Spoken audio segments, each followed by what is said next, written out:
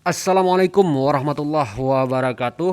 Apa kabar teman-teman? Semoga kalian semua dalam keadaan sehat dan baik-baik saja.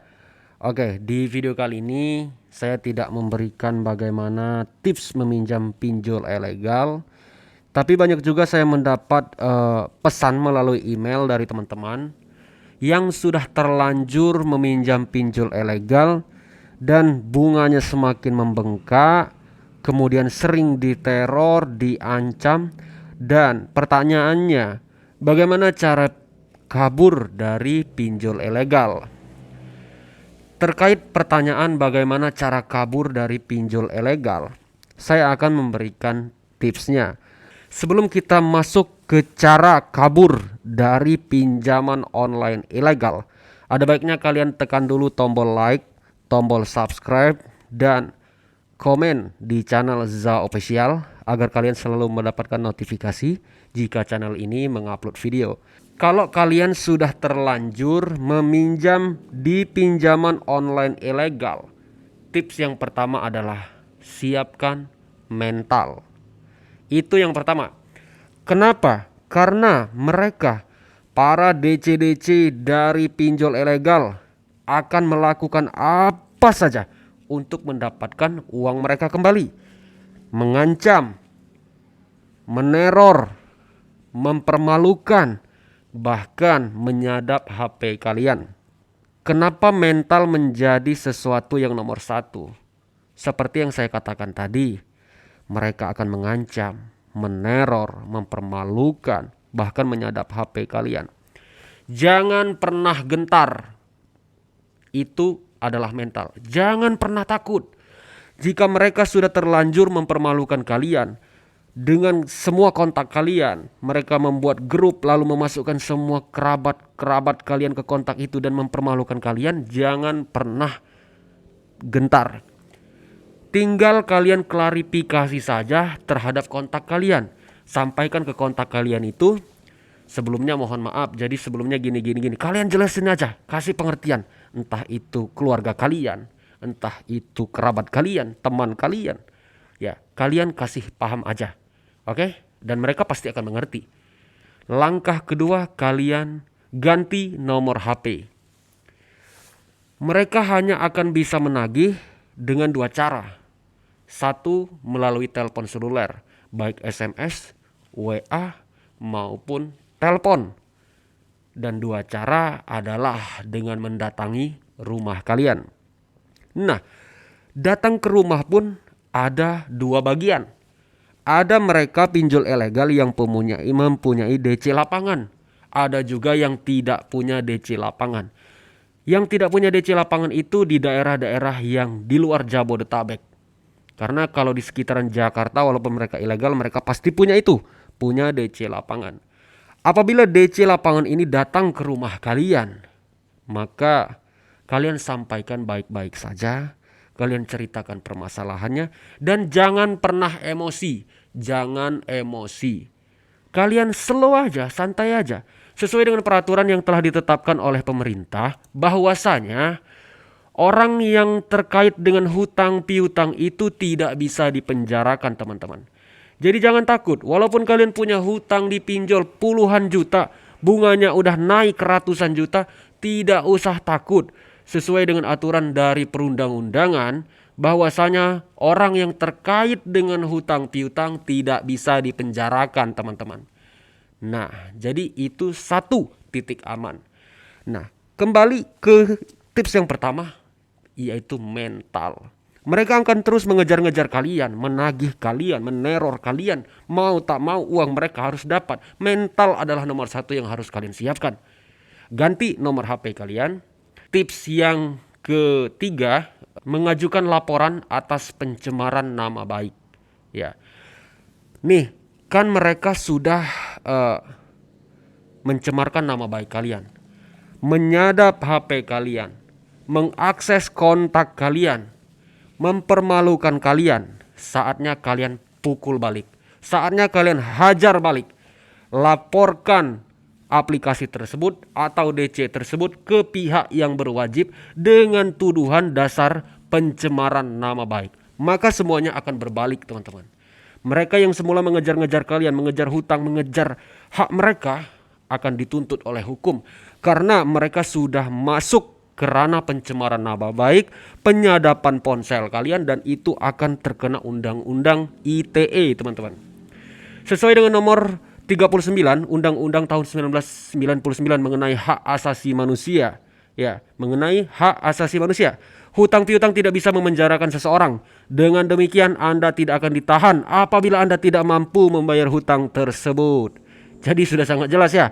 Walaupun kita tidak mampu membayar hutang miliaran, ratusan juta, itu jelas tidak bisa dipenjarakan.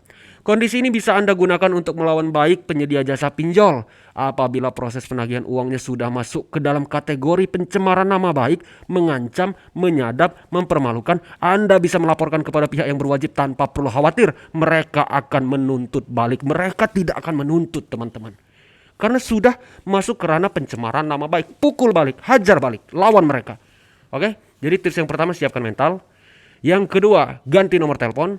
Yang ketiga, apabila mereka sudah melakukan pencemaran nama baik seperti yang telah tadi saya jelaskan, lakukan laporan balik, hajar mereka, jangan takut. Kembali ke tips 1, siapkan mental. Yang keempat, memberitahu kontak. Yang ketiga, kasih paham semua kontak kalian, klarifikasi jika sudah terlanjur mereka mengakses dan menghubungi kontak kalian. Dan yang terakhir, jika kalian masih mengontrak, pindah rumah. Maka walaupun kalian punya hutang pinjol puluhan juta, ratusan juta, kalian akan aman dan baik-baik saja. Tapi tunggu, ini ada resikonya. Kok ada resikonya, Bang? Iya, Bang Zak kasih tahu, kabur dari pinjol ilegal itu sangat gampang. Tapi resikonya juga ada, teman-teman. Baik, resiko yang pertama, pastinya denda menjadi tinggi. Hanya ini, resikonya hanya ini. Semakin kita kabur, maka semakin kita tidak akan membayar dong, artinya kan. Dan artinya denda di aplikasi itu terus berjalan, akan menjadi tinggi. Karena dia akumulasi denda yang dibebankan kepada kita akan semakin tinggi. Sebagaimana dengan pinjaman yang lainnya, pemberi pinjaman akan memberlakukan denda berkelipatan. Dan setiap hari berjalan, setiap bulan berjalan. Jadi jika kalian sudah matang pikiran kalian tidak akan membayar pinjol, jadi meskipun dia terus berjalan, nggak usah dibayar. Biarkan saja mau sampai 10 miliar. Lah, kembali kepada pasal yang telah tadi saya katakan bahwasanya hutang piutang tidak bisa dipenjarakan, teman-teman. Jadi apabila Anda terus menghindar dan pada akhirnya diharuskan membayar pinjaman, maka mau tak mau kalian harus membayar semuanya. Jika sampai kalian diharuskan membayar pada akhirnya. Makanya kalau sekali kalian berpikir tidak akan membayar, jangan pernah dibayar.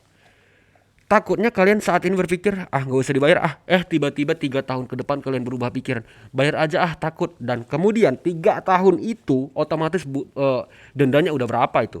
Ketika hari ini kalian berpikir saya tidak akan bayar itu, maka jangan pernah dibayar. Tapi ketika kalian berpikir bahwasanya saya akan bayar, maka segera dibayar sebelum bunganya melonjak, teman-teman. Oke? Nah, jadi seperti itu untuk pinjaman ilegal ya, walaupun cara saya menyampaikannya sedikit belepotan mungkin ya. Saya yakin teman-teman bisa paham ya step-stepnya tadi. Nah, dan ini hanya bisa berlaku untuk pinjol ilegal. Kalau yang legal gimana, Bang? Kalau legal tentu ada resikonya, teman-teman. Resiko yang pertama, nama kalian, data kalian akan tercatat di kreditur bermasalah. Maka kalian akan di blacklist dan kalian tidak akan bisa mengajukan pinjaman ke bank, ke koperasi, ke leasing, dan semua fasilitas jasa pinjam meminjam perbankan yang tercatat resmi, kalian tidak akan bisa meminjam. Nah, karena mereka sudah terdaftar di OJK, maka jika Anda melakukan pemangkiran pembayaran penagihan hutang, maka akan dimasukkan ke dalam list blacklist BI atau SLIK, Otoritas Jasa Keuangan Checking ya. Dan apabila data Anda sudah dimasukkan ke dalam daftar tersebut, maka riwayat kredit Anda akan jelek dan menyebabkan Anda akan kesulitan melakukan pengajuan kredit di berbagai lembaga keuangan di masa mendatang. Cuma itu kok resikonya. Walaupun legal maupun ilegal, tetap nggak bisa dipenjarakan. Resikonya yang legal, kalian nggak bisa meminjam lagi di lembaga resmi ke depan. Sedangkan yang ilegal nggak ada masalah. Yang penting amankan kalian sendiri aja gitu. Nah, jadi kalau Zhao Official menganalisis semua ini, berhadapan dengan pinjol ilegal itu yang harus benar-benar kalian siapkan adalah mental. Ketika mereka meneror, mengancam, menyadap, mempermalukan, tetap kontrol emosi kalian. Santai. Tunggu momen hajar balik, yaitu pencemaran nama baik. Misalkan mereka mengedit foto kalian dengan foto-foto porno misalnya. Itu dah masuk pencemaran nama baik. Mereka menyadap kalian, menyadap HP ya maksudnya. Itu sudah melakukan pelanggaran terhadap undang-undang. Saatnya kalian laporkan balik ke pihak yang berwajib dan jangan pernah takut mereka tidak akan mampu menuntut balik. Walaupun hutang kalian gede, karena kembali hutang piutang tidak bisa dipenjarakan teman-teman. Oke, semoga ini menjadi suatu manfaat maupun pembelajaran bagi teman-teman. Di lain waktu ke depan, jika kalian ingin meminjam di pinjaman online ilegal, mulailah dari data-data yang busuk, kemudian lakukan yang saya sampaikan tadi. Setelah kalian berhasil meminjam, hapus aplikasinya, nonaktifkan teleponnya, dan pastikan semua data-data yang kalian masukkan itu adalah data-data busuk, maka amanlah diri kalian. Oke, saya Zhao Official, terima kasih banyak. Dan jika kalian membutuhkan bantuan, saran maupun ingin sharing-sharing saja terhadap saya, silahkan kirim di email yang ada di kolom deskripsi. Terima kasih telah menonton, sampai jumpa pada video selanjutnya.